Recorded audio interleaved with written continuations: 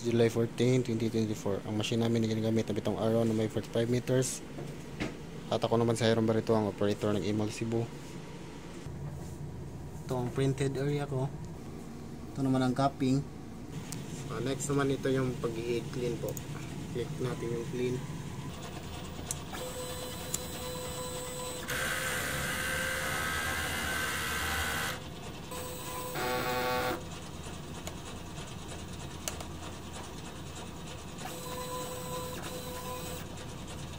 So after mag-clean, punasin natin yung wiper.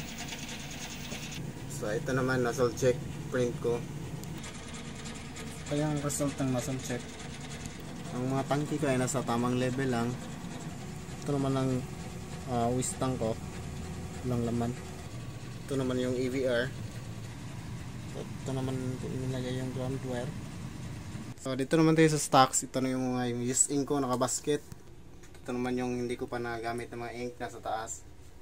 So ito naman yung folder ng ink monitoring ko. Ito yung nagamit ko sa cyan, sa magenta, sa yellow, sa black, sa white, solution, sa powder, sa film. Ito naman yung checklist ko po. At ito naman yung mga daily workload ko. So yun lang, maraming salamat.